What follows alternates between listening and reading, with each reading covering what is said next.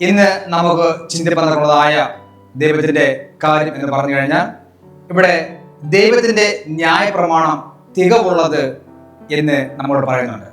എന്ന് വെച്ചു കഴിഞ്ഞാൽ ദൈവത്തിന്റെ ന്യായപ്രമാണം ഒരു കുറവും ഇല്ലാത്തതാണെന്നാണ് അതിന്റെ സത്യം. ഇവിടെ തരുന്ന വേദവാക്യം സങ്കീർത്തനങ്ങൾ 19 അധ്യായം 7-8 വാക്യങ്ങൾ.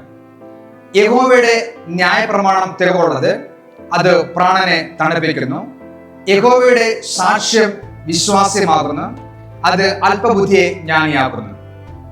യഹോവയുടെ ആജ്ഞകൾ നേരുള്ളവ, അവ ഹൃദയത്തെ സന്തോഷിപ്പിക്കുന്നു. യഹോവയുടെ കൽപ്പന നിർമ്മലമായത്, അത് കണ്ണുകളെ പ്രകാശിപ്പിക്കുന്നു. ആ ഒരു വേദവാക്യത്തിൽ നിന്ന് നമുക്കൊരു 4 കാര്യങ്ങളെ പഠിക്കാൻ നോക്കണം കഴിയും. അതിൽ ഒന്നാമത്തെ കാര്യം, ആ വേദവാക്യം നാം വായിക്കുമ്പോൾ അതിങ്ങനെ പറയുന്നു: യഹോവയുടെ ന്യായപ്രമാണം തികവുള്ളത്, അത് പ്രാണനെ തണുപ്പിക്കുന്നു. രണ്ടാമതായിട്ട് നാം ചിന്തിക്കുമ്പോൾ അത് അല്പബുദ്ധിയെ ജ്ഞാനിയാക്കുന്നു. മൂന്നാമത്തെ കാര്യം, അവ ഹൃദയത്തെ സന്തോഷിപ്പിക്കുന്നു. നാലാമത്തെ കാര്യം, അത് കണ്ണുകളെ പ്രകാശിപ്പിക്കുന്നു. അപ്പോ ദൈവത്തിന്റെ ന്യായപ്രമാണം തികവുള്ളത് എന്ന് പറയുന്നതിന്റെ സത്യാവസ്ഥയായ കാര്യത്തെ കുറിച്ചാണ് നാം ഇന്നത്തെ പ്രഭാതത്തിൽ ചിന്തിക്കാൻ പോകുന്നത്. ഇവിടെ കർത്താവായ യേശു ക്രിസ്തു മേഘസ്തംഭത്തിൽ മറഞ്ഞിരുന്ന് ഇസ്രായേൽ മക്കളെ എങ്ങനെ വഴി നടത്തിയെന്ന് നമുക്ക് എല്ലാവർക്കും അറിയാൻ കഴിയുന്ന ഒരു കാര്യം തന്നെയാണ്. അപ്പോ ആ കർത്താവായ യേശു ക്രിസ്തു തന്നെയാണ് നമ്മുടെ നായകൻ.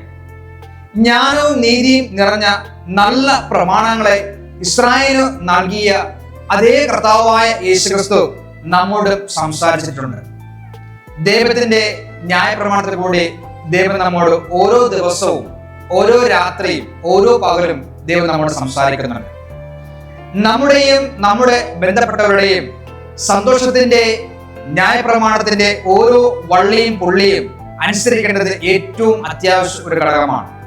നിന്റെ ന്യായപ്രമാണത്തോട് പ്രിയമുള്ളവർക്ക് മഹാസമാധാനമുണ്ട്, അവർക്ക് വീഴ്ചയ്ക്ക് സംഗതി ഏതുമില്ല. അതെ, ദൈവത്തിന്റെ ന്യായപ്രമാണത്തോട് നാം അടുത്ത് നിൽക്കുന്നുവെങ്കിൽ, നാം അടുത്ത് ജീവിക്കുന്നുവെങ്കിൽ, ഇവിടെ കർത്താവിന്റെ വചനം ഇങ്ങനെ പറയുന്നു, നമുക്കതിൽ സമാധാനമുണ്ട്. ആ ദൈവത്തിന്റെ കൽപ്പന, ദൈവത്തിന്റെ ന്യായപ്രമാണം അനുസരിക്കുന്ന ഒരു മക്കൾക്കും ഒരു വീഴ്ചയ്ക്കും സംഗതിയില്ല എന്ന് പറയുന്നുണ്ട്. ഈ നിയമം നമുക്ക് മാത്രമല്ല, ഇന്നത്തെ ലോകത്തിൽ ജീവിക്കുന്നതായ സകല ജാതി മതസ്ഥർക്കും ഈ നിയമം ആവശ്യമാണ്. കാരണം ഈ ന്യായപ്രമാണത്തിലാണ് ദൈവം ഈ ലോകത്തെ ന്യായം വിധിക്കുന്നത്. നമ്മുടെ ഹൃദയത്തിന്റെ ഉള്ളറകളിൽ നമ്മൾ എന്ത് സൂക്ഷിച്ചാലും, അല്ലെങ്കിൽ എന്ത് ഉദ്ദേശങ്ങളാണ് നമ്മുടെ ഹൃദയത്തിന്റെ ഉള്ളറകളിൽ നാം സൂക്ഷിക്കുന്നോ, അവിടെ വരെയും ദൈവത്തിന്റെ ഈ ന്യായപ്രമാണം എത്തിച്ചേരുന്നു എന്ന് ന്യായപ്രമാണം നമ്മൾ പറയുന്നുണ്ട്. ഇവിടെ ദൈവത്തിന്റെ ന്യായപ്രമാണം മുഴുവനും അനുസരിച്ചിട്ട് ഒന്നിൽ തെറ്റിയാൽ അവൻ സകലത്തിനും കുറ്റക്കാരനായി തീരുന്നു. നമുക്കറിയാം, കർത്താവായ യേശു ന്യായപ്രമാണം നമ്മൾ പൂർണ്ണമായി അനുസരിക്കുന്നു എന്ന് പറയുന്നുവെങ്കിലും ഏതെങ്കിലും ഒരെണ്ണത്തിൽ നമ്മൾ തെറ്റിപ്പോയി കഴിഞ്ഞാൽ നമ്മൾ സകലത്തിനും കുറ്റക്കാരനായി തീരുന്നു. നമുക്കറിയാം, ദൈവത്തിന്റെ കൽപ്പനയിൽ പറയുന്നുണ്ട്, നിന്നെ പോലെ തന്നെ നിന്റെ അയൽക്കാരനെയും സ്നേഹിക്കുക എന്ന് പറയുന്നുണ്ട്. അല്ലെങ്കിൽ ദൈവത്തിന്റെ ന്യായപ്രമാണം അങ്ങനെ പറയുന്നുണ്ട്. എന്നാൽ നാം ചിന്തിച്ചു നോക്കിക്കേ, നമ്മുടെ അയൽക്കാരനോട് നാം എത്രമാത്രം സ്നേഹത്തിലാണ്, നമ്മുടെ അയൽക്കാരനോട് നാം എത്രമാത്രം പിണക്കത്തിലാണ് ചിന്തിക്കുക. ചിലപ്പോൾ ഒരുപക്ഷെ ദൈവത്തിന്റെ ന്യായ വിസ്താര സഭയ്ക്ക് മുന്നിൽ നിങ്ങൾ നിൽക്കുമ്പോൾ ദൈവം നമ്മെ ചിലപ്പോൾ ഈ കാരണത്താൽ ന്യായം വിധിക്കും. കാരണം നമ്മൾ ദൈവത്തിന്റെ കൽപ്പന എല്ലാം അനുസരിക്കുന്നു, പക്ഷേ നമ്മുടെ അയൽക്കാർ നമുക്ക് എന്തില്ല, നമുക്ക് സ്നേഹമില്ല.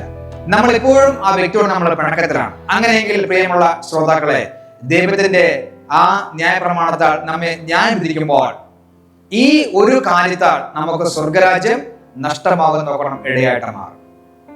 അതുകൊണ്ട് കർത്താവിന്റെ ന്യായപ്രമാണം വളരെ തികവുള്ളത്.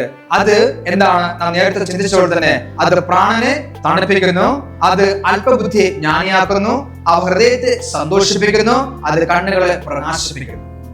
നമ്മുടെ കണ്ണുകൾക്ക് പ്രകാശം വേണമെങ്കിൽ ദൈവത്തിന്റെ ന്യായപ്രമാണം നാം പൂർണ്ണമായി കാണണം, നാം പഠിക്കണം, അതനുസരിക്കണം. അത് മാത്രമല്ല, ഇവിടെ ക്രിസ്തുവിനെ കൊണ്ടുള്ള ആവശ്യം തോന്നുന്നതിന് മുൻപ് തന്നെ നമ്മൾ എന്ത് ചെയ്യണം? സ്ത്രീ പുരുഷന്മാർക്ക് അവരുടെ പാപത്തെ കുറിച്ച് ബോധ്യമാകണം. ഇന്ന് അനേക ജനങ്ങൾ അനേകം സ്ത്രീ പുരുഷന്മാര് പാപത്തിലേക്ക് വീഴുന്നതിന് കാരണം ദൈവത്തിന്റെ ന്യായപ്രമാണം അവർക്ക് അറിയാത്തതിന്റെ പരിമിതി ഫലമാണ് അവർ ഇന്ന് പാപത്തിലേക്ക് വീഴുന്നത്.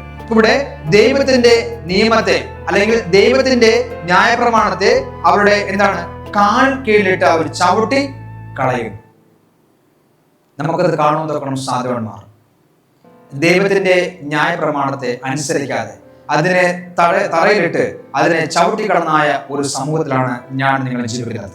കാരണം അത് ആ വ്യക്തികൾ പഠിച്ചെങ്കിൽ മാത്രമേ പാപത്തിന്റെ ഫലം എന്താണെന്ന് അവർക്ക് വ്യക്തമായിട്ട് പഠിക്കുവാൻ നോക്കണം സാധുവന്മാരുകൾ.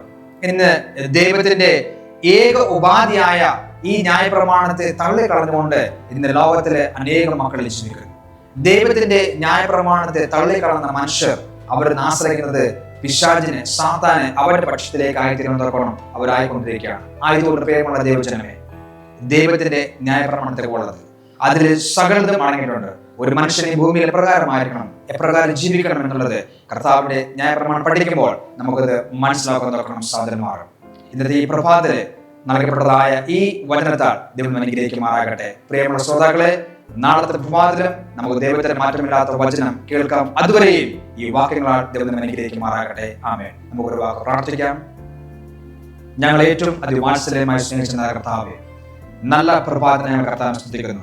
കർത്താവ് ഇന്നത്തെ പ്രഭാതത്തിൽ ലഭിക്കപ്പെട്ടതായ കർത്താവിന്റെ മാറ്റമില്ലാത്ത വചനം കർത്താവ് ഏറ്റവും അവിടെ ന്യായപ്രമാണത്തേക്ക് ഉള്ളത് അതനുസരിച്ചുകൊണ്ട് ദൈവമേ അടിയുള്ള ഓരോ മക്കളും ജീവിക്കാൻ തൊക്കണം സഹായിക്കുമാണ്. ഞങ്ങൾ മാത്രമല്ല ഇന്ന് ലോകത്തിൽ ജീവിക്കുന്ന സകല മക്കളും ഈ വചന പ്രകാരം ജീവിക്കാൻ തൊക്കണം ഓരോ മക്കളെയും അനുഗ്രഹിക്കുമാറാകണം.